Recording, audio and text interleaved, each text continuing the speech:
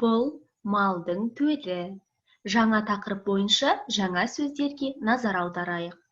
Құлын, жеребенок, бота, верблюжонок, бұзау, теленок, қозы, ягненок, лақ, козленок.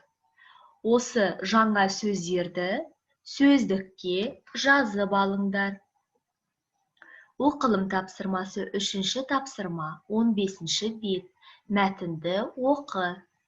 Біз малдың төлдерін жақсы көреміз.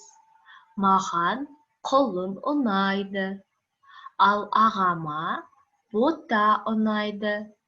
Қарындасым қозыны жақсы көреді. Ініме бұзау мен лақ ұнайды.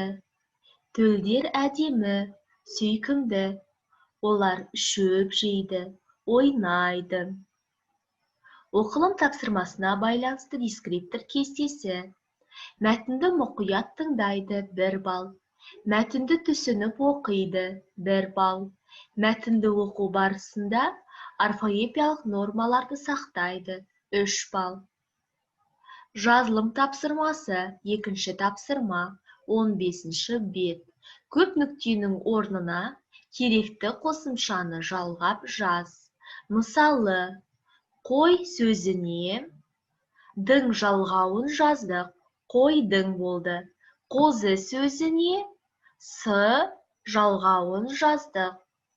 Қосымшасын жалғап жазғанда қойдың қозысы деген сөз шықты. Келесі ешкі, жылқы, түйе, сиыр барлығына қосымша жалғаймыз. Лақ, құлын, бота, бұзау. Бұл жерге де үлгідегідей қосымшаны жалғап жазатын боламыз. Жазылым тапсырмасына байланысты дескриптор кестесі.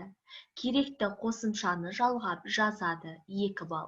Сөйлемдерді жазу барысында орфографиялық нормаларды сақтайды, 3 балл. Осымен сабақ аяқталды. Сау болыңдар.